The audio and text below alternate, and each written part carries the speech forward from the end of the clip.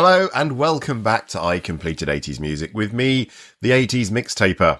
This episode, we're diving into the second half of Playlist 20, and what a pick and mix of music we have. Nerdy sounding songs talking about zealotry and nuclear war, a proper rockabilly classic, and we end the episode with one of Stevie Wonder's finest records, amongst others. As usual, we love your corrections, recollections and other fun stuff on this pod, and this week we have a couple of comments on a few songs. On TikTok, The Police's Don't Stand So Close to Me drew some fantastic comments. GTF Music 1 commented, one of the best bands in my opinion, and Chris Cunningham wrote, memories right there. And it got me thinking, who was the best band of the early chart in terms of intelligence? The Police always struck me as an intelligent band, as did The Jam and Dire Straits, as demonstrated by the lyrics. So which one topped the lot? I'd like to know your opinions on that. Over on Instagram with OMD's Enola Gay, Manda Cox1 wrote, they were superb live, saw them many times in the 80s. Yep, with their melodic sound, I can imagine they were a real crowd pleaser at the time. If you'd like to get in touch, you can find me on the socials as the 80s Mixtaper, or do feel free to email in to completed80s, that's 80s at AOL.com, completed80s at AOL.com. And now it's back to the music.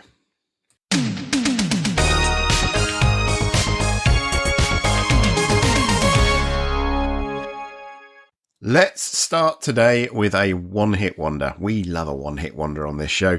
And in this case, it's a quirky little band called Landscape, dropping a song that's equal parts catchy and very, very creepy. Einstein A Go-Go, which peaked at number 5 in March 1981. But don't let that name fool you. This track is a strange, wiry beast, a synth-pop oddity that's as much a bleak warning shot as it is a quirky dance floor banger. This is track 8, Playlist 20.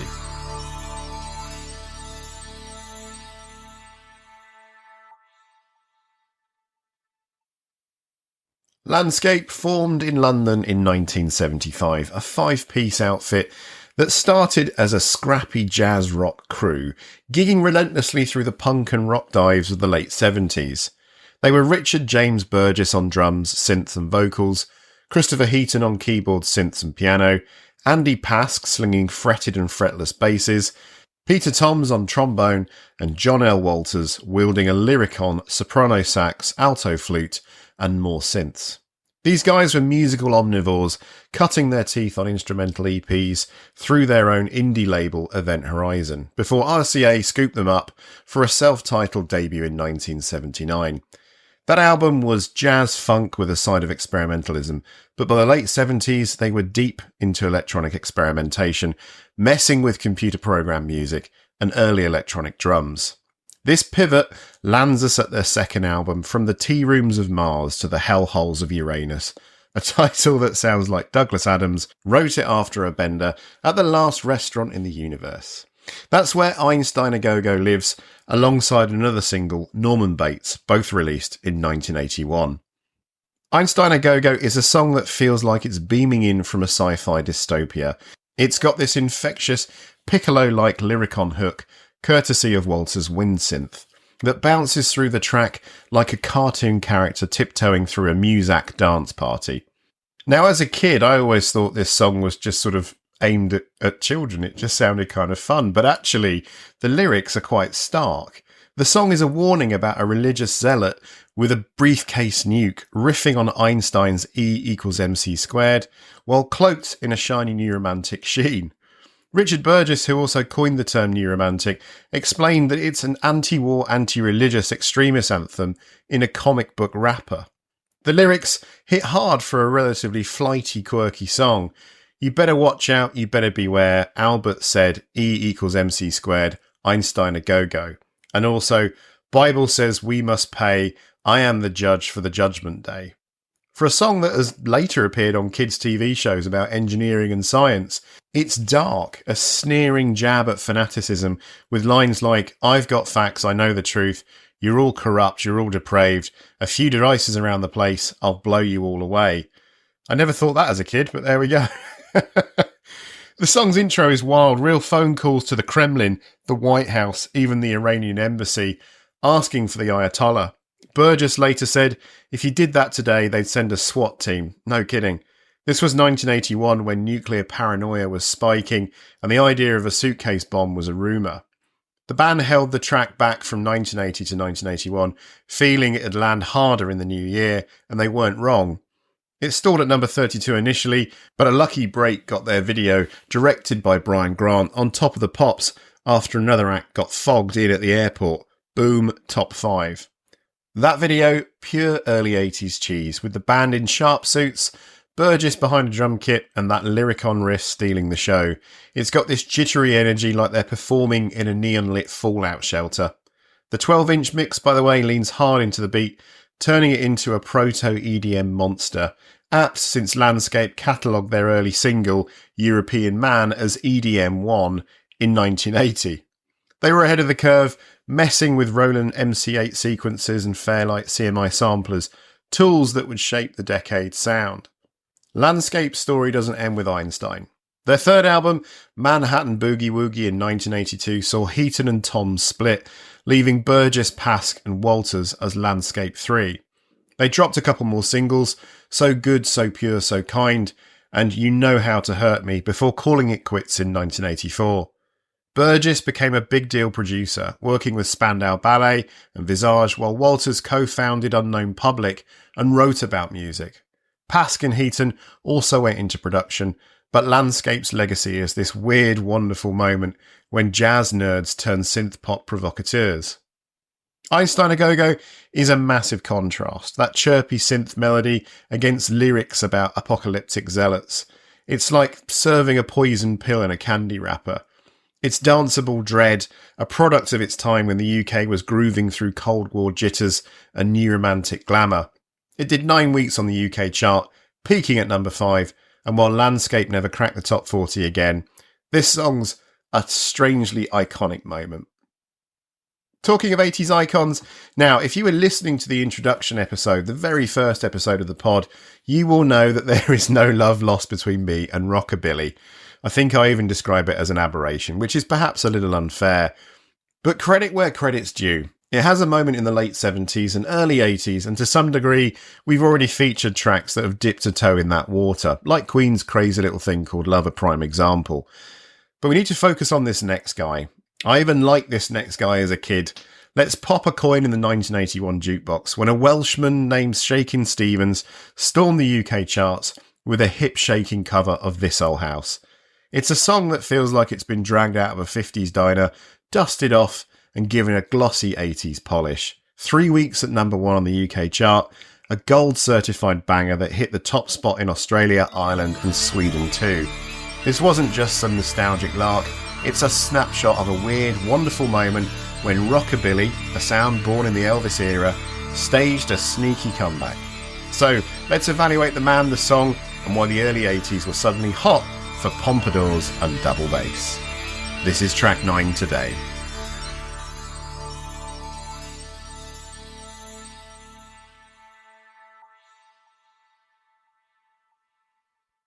Michael Barrett, born March the 4th, 1948 in Cardiff, Wales, is the guy we know as Shakin Stevens, shaky to his fans. Youngest of 11 kids, son of a World War I veteran turned builder, he grew up in a working class family, the kind where music was less a career and more a way to blow off steam. By his teens, he was singing in local clubs, moonlighting as a milkman to pay the bills. In 1968, he formed Shakin Stevens and the Sunsets, a rock and roll revival act that leaned hard into the 50s sound. Think Elvis, Carl Perkins, that raw reverb-heavy vibe. The band toured Europe, cut records for labels like Parlophone and Polydor, but never cracked the big time. Shaky's big break came in 1977, where he landed the lead in Elvis, a West End musical that ran for 19 months. It was less about acting and more about channeling the King's swagger, which Shaky had down cold. By 1979, he ditched the Sunsets, signed with Epic Records, and hooked up with manager Freya Miller. His first solo singles, Hot Dog, which reached number 24, and Marie Marie, number 19, were solid, but This Old House was the rocket. Released February 1981, it topped the UK singles chart for 3 weeks from March the 22nd, selling 740,000 copies to land at number 7 on the year's bestsellers list. The album, initially called Marie Marie in 1980, flopped, but was reissued as This Old House in March 81, hitting number 2 and going gold. Shaky became the UK's biggest selling singles artist of the 80s, with 33 top 40 hits, 4 at number 1. This Old House, Green Door, Oh Julie, and Merry Christmas Everyone, pretty much all of which we'll hear on this pod. And you thought I disliked rockabilly. The song itself, written by Stuart Hamblin in 1954, isn't exactly cheerful, and here goes another childhood memory smashed. Inspired by a hunting trip with John Wayne, where they found a dead man's cabin, it's about mortality, specifically a house or body falling apart, no longer needed by its owner, who's off to meet with the saints. The lyrics go, "This old house once knew my children, this old house once knew my wife, this old house was home and comfort as we fought the storms of life." It's quite grim stuff, but Shaky's version, based on NRBQ's 1979 arrangement, trades honky-tonk piano for a distorted guitar solo and a peppy danceable beat. Compared to Rosemary Clooney's 1954 chart topper, Shaky's take is less manic, more radio-friendly, with a warm stereo glow that screams 80s production. The early 80s were a weird musical crossroads. Punk's raw edge had faded, new wave was spiking with angular guitars, and the new romantics were about to drown everything in synths. Yet, here comes Shaky, looking like he stepped out of a 50s sock hop, grinning through lyrics about death like he's selling toothpaste. He wasn't alone. The rockabilly resurgent, think Stray Cats, Matchbox, even Robert Gordon, tapped a hunger for something simpler, less cerebral than post-punk's angst or disco's sheen. Brian Setzer's Stray Cats, with their 1981 hit Stray Cat Strut, which we will hear on this pod, were the cooler American cousins, blending punk's energy with rockabilly's roots. Matchbox had scored with Rockabilly Rebel in 1979, paving the way. This revival wasn't just nostalgia. The late 70s and early 80s were rough. Economic stagnation, Cold War jitters, and in the UK, Thatcher's policies were squeezing the working class. Rockabilly, with its raw, rebellious energy, felt like a middle finger to all of that. It was music for dancing, for forgetting, for romanticising a past that seemed less complicated. Shaky, a former Elvis impersonator, was the perfect frontman. Approachable, not too polished, a guy who'd been grinding since the 60s. His cheesy charisma, those raunchy dance moves and relentless energy made him a chart-friendly oddity in a too-cool-for-school era. Shaky's success wasn't a fluke. He followed This Old House with You Drive Me Crazy at number 2 and Green Door back at number 1, which we'll both hear, cementing his knack for making old school cool again. His influence stretched beyond the UK. Germany, Australia, even Poland ate it up. He was shaping the rockabilly wave, proving a 30-something ex-milkman could out-chart the young new upstarts. Listening to This Old House now, it still stands up and reminds me of my early recollections of being a kid. Shaky's hiccupy vocals, the sheer bounce of it all. It's not better than Clooney's original. Her version has a wild, unhinged charm, but it's got a slickness that fit 1981 like a leather jacket. You can almost see Shaky gyrating on top of the pops, defying the synth-pop tide with a grin and a quiff. It's a reminder that sometimes the past crashes the party not because it's better, but because it's fun, and in 1981, fun was exactly what people needed. For track 10, let's talk about a song that's pure unfiltered heat. Sharon Redd's Can You Handle It? A track that feels like it's strutting towards you in a nightclub, all heels, lipstick, and a killer pout daring you to keep up. This is Sharon Redd's moment, her breakout, her calling card, a song that's all groove and swagger, with a voice that could melt the vinyl it was pressed on. Press play now.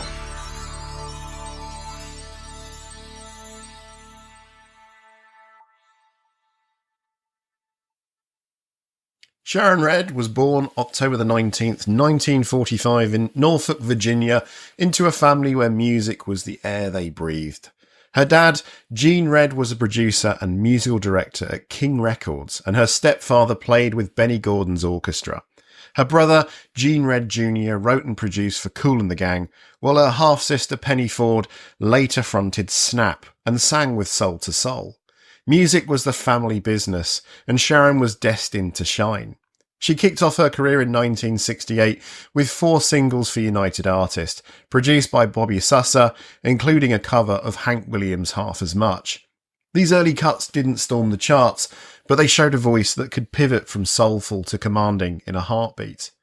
By the late 1960s, Sharon was more than a singer, she was a performer.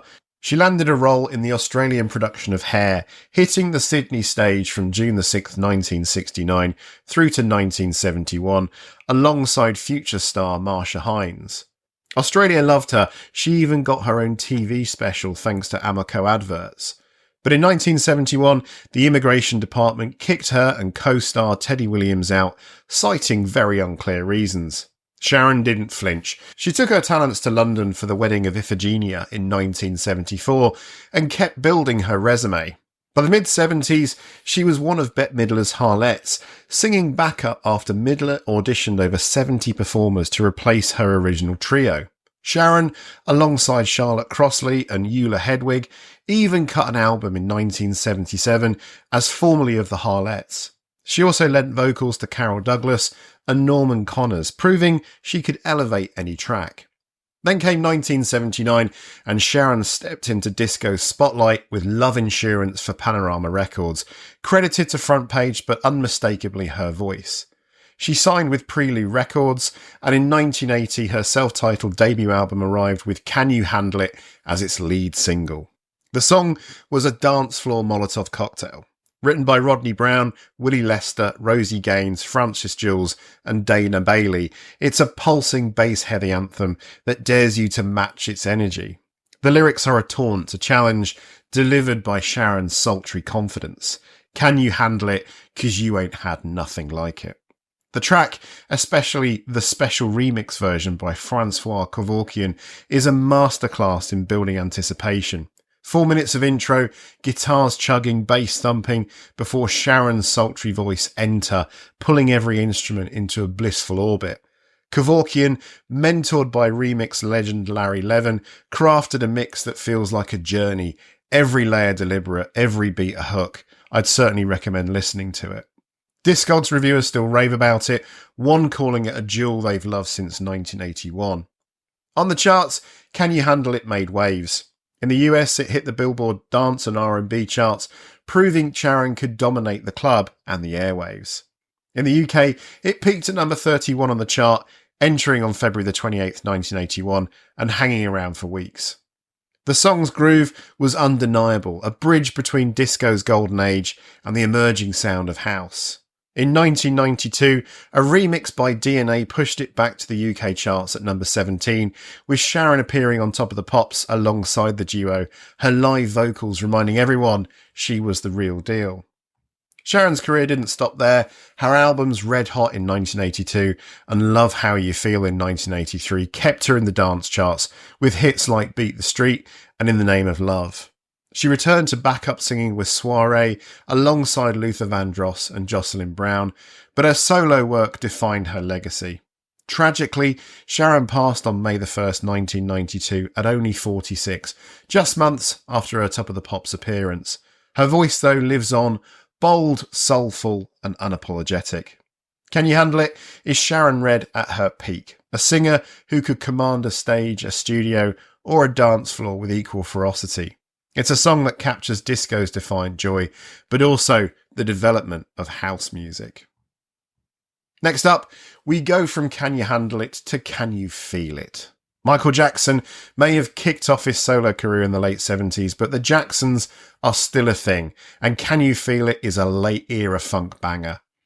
This is also Triumph, their 14th studio album, and the moment where the brothers Jackie, Tito, Jermaine, Marlon, Michael and Randy are navigating a weird transitional tightrope. Michael, their supernova centerpiece, is fresh off the Wall in 1979, his solo breakout that turned him from the kid fronting the Jackson 5 into a global pop force. But the Jacksons are still a unit, still a family, and Can You Feel It is their attempt to reclaim the spotlight while Michael's star is already starting to outshine the collective. It's a song that's equal parts ambition, nostalgia, and a plea for relevance in a disco-drenched post-Motown world. This is track 11.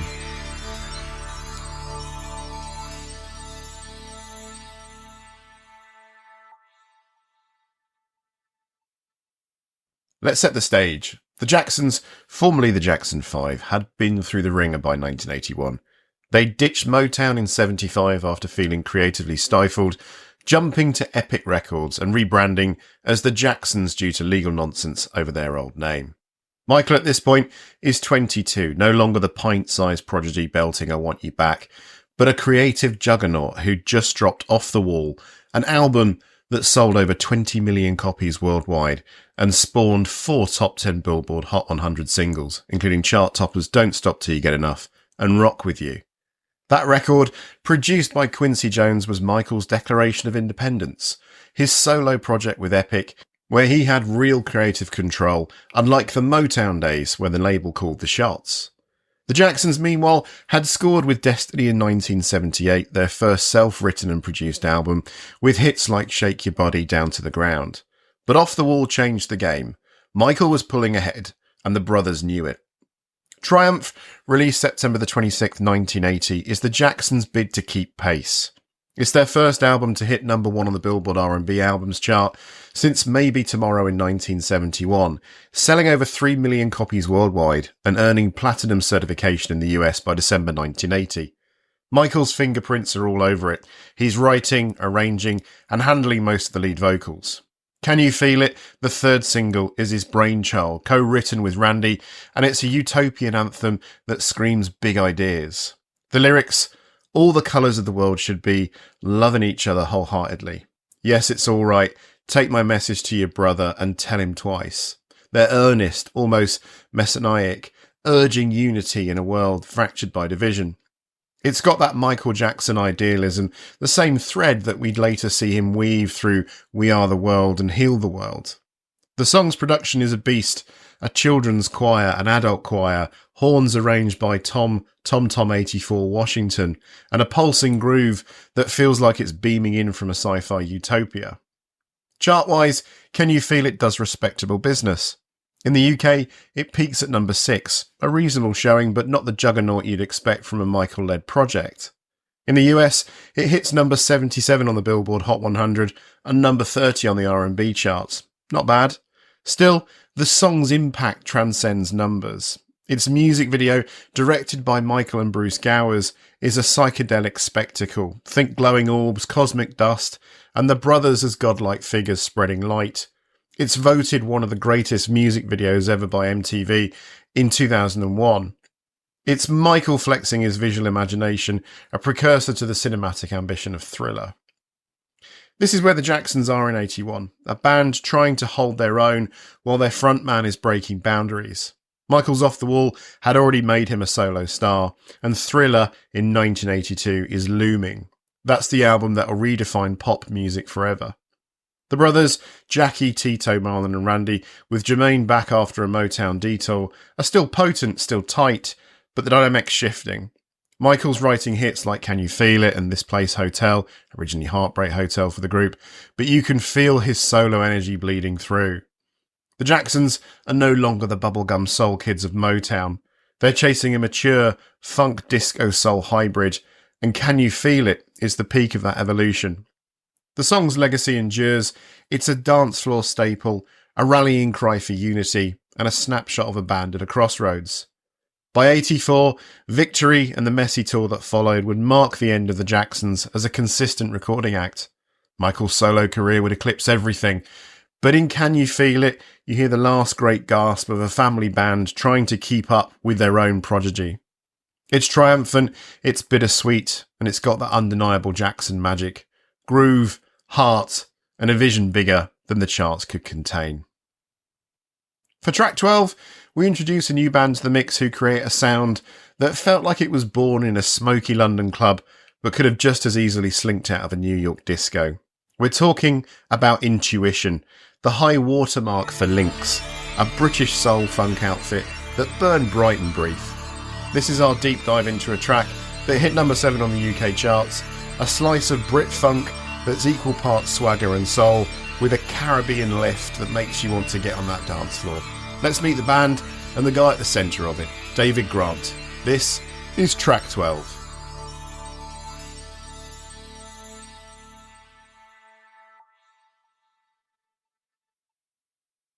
Linx were a band that caught the wave of Britfunk, a movement where artists like Level 42 and Freeze were blending funk, soul and jazz into something distinctly UK. Formed in 1980, Linx started as a quintet. David Grant on lead vocals, Peter Sketch Martin on bass, Bob Carter on keyboards, Adam Duncan on drums and Canute Edwards on guitar, with Junior Giscombe handling backing vocals. They were session musicians and dreamers, with Carter and Duncan fresh off Hazel O'Connor's Breaking Glass project. By the time their debut album, Intuition, dropped in March 1981 on Chrysalis Records, they'd slimmed down to a duo, Grant and Martin, after their first single, You're Lying, caught fire. That track, a private pressing of 1,000 copies sold through a London funk shop, hit number 27 on the US R&B chart and got them signed to Chrysalis. Lynx were helping define Britfunk, with a sound they insisted was just pop music, not some niche disco filler. They saw themselves up against the Police or Adam and the Ants, not just the Gap Band. David Grant, born August 8, 1956 in Hackney, London, was the voice and the vibe, a soul singer with a knack for melody. He didn't try to sound American, he sang with a British accent, raw and real. After Lynx split in 1983, Grant went solo, scoring a top 40 hit with Stop and Go, and later duets with Jackie Graham like Could It Be I'm Falling in Love, which hit number 5 in 1985. He became a session singer for heavyweights like Diana Ross and Rick Astley, and by the 2000s, he and his wife Carrie were vocal coaches on Fame Academy, shaping UK pop acts. Grant's career is a through line from Britfunk's gritty clubs to TV's glossy talent shows, a guy who never stopped moving. Now the song itself, Intuition, released in February 1981, is a 3-minute burst of funk with a Caribbean twist, all steel drums and zigzagging guitars. It's got this infectious bounce, almost veering into samba. The lyrics, penned by Grant and Martin, are playful but grounded, rooted in childhood mischief. Check this. As a boy, my family thought I'd be their ruin, but when I was bad, my mum knew what I was doing. While I'd try my best not to leave any clues, she'd always find out and she'd say that she'd use intuition. It's not deep, but it's very relatable. Your mum always knows what you're up to, even if it's no good. Mark Total in Record Mirror called it a classic 12-inch slice of sophisticated funk, praising Grant's delivery and the acoustic guitar that adds texture to the bass and drums. The track's climb to number 7 on the UK singles chart was no fluke.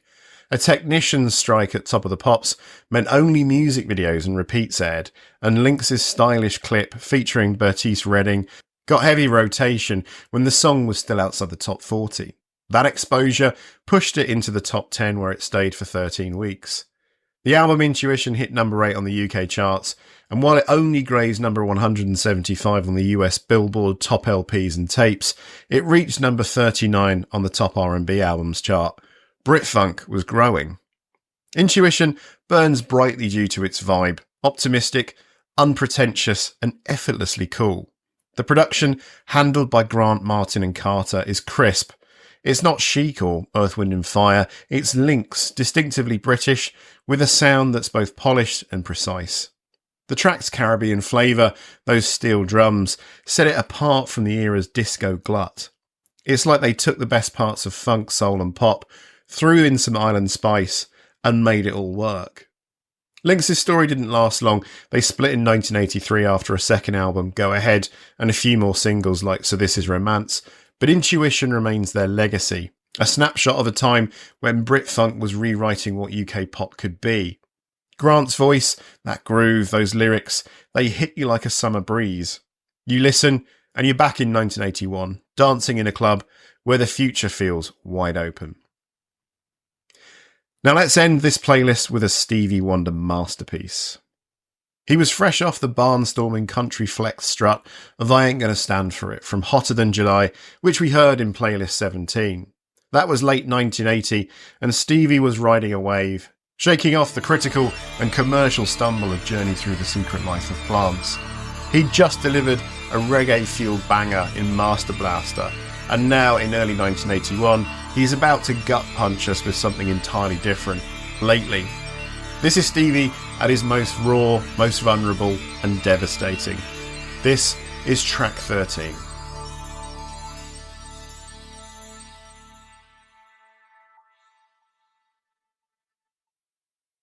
Lately dropped as the third single from Hotter Than July in March 1981, and it's a masterclass in minimalism. Stevie's on lead vocals, piano and bass synthesizer, crafting a sparse, aching soundscape that's just him and his heartbreak. The song peaked at number 3 on the UK singles chart and hung around for 7 weeks, a testament to its emotional grip across the pond. In the US, it was less of a chart monster, stalling at number 64 on the Billboard Hot 100. But don't let that fool you. This isn't just about chart glory. It's about Stevie laying his soul bare, and it's one of those tracks that feels like it's been speaking directly to you at 2 a.m. The lyrics are pure, unfiltered confession. The kind of feeling put into words that creeps in when you know your relationship is slipping through your fingers. Lately I've been having the strangest feeling, with no vivid reason here to find, Stevie sings, his voice trembling just enough to make you feel the weight. Yet the thought of losing you's been hanging round my mind. It's not suspicion, it's the gut-twisting certainty that your lover's already halfway out the door. Far more frequently, you're wearing perfume. With you say no special place to go, he croons. And you can picture him sitting at the piano, eyes closed, feeling every word. The kicker, I'm a man of many wishes, hope my premonition misses. But what I really feel, my eyes won't let me hide, 'cause they always start to cry. It's the dagger to the chest, the moment when you can't unsee the truth. Stevie wrote and produced this one solo. No co-writers, no Motown hit factory polishing it up. This is him, unadorned, channeling the pain of betrayal. Hotter Than July was already a stylistic grab bag. Reggae, funk, gospel, pop. But lately stands apart, a quiet storm before the term was fully coined. It's just Stevie, his piano, and that moody bass synth, creating an atmosphere that's both intimate and claustrophobic. The Detroit Symphony Orchestra, which added lushness to earlier tracks like Signed, Sealed and Delivered, is nowhere to be found here. This is Stevie stripping it down, letting the silence between the notes do the heavy lifting. Stevie was 30 when Hotter Than July dropped, no longer the little Stevie prodigy, but a man navigating fame, love and loss. He'd been married to Sarita Wright, divorced, and was now in a relationship with Yolanda Simmons, the mother of his daughter Aisha. But lately doesn't feel like a diary entry. It's universal, capturing that moment when trust starts to erode. Hanif Abdur-Rakib, writing for Pitchfork, called it a classic Wonder ballad, noting Stevie's singular ability to make longing palpable, even if it's not his flashiest work. That's the thing, lately doesn't need fireworks, it's a slow burn and it hurts. The song's afterlife is worth noting. In 1993, Jodeci took a swing at it for their Uptown MTV Unplugged set, turning it into a silky R&B jam that hit number 1 on the Billboard R&B chart and number 4 on the Hot 100. Their version sold 900,000 copies, went gold, and became their end of the road, per executive producer Andre Harrell. But Jodeci's take, while smooth, can't touch Stevie's raw rake. Stevie could have gone big, horns, strings, a gospel choir, but he didn't. He lets the piano carry the melody, lets his voice crack just enough to show the fracture. By 1981, he was a pioneer of synths and digital recording, reshaping R&B with albums like Talking Books and Songs in the Key of Life. Here, though, he's almost anti-technology, leaning on the simplest tools to tell a story. It's a reminder that Stevie, at his core, is a storyteller, not just a hitmaker. This is where Hotter Than July shines. It's Stevie proving he can do it all. Danceable anthems, political pleas, and soul-crushing ballads. Lately is the album's Quiet Giant, a song that doesn't demand your attention but grabs it anyway. It's the sound of a man staring into the void of a failing relationship, and it's as real as it gets.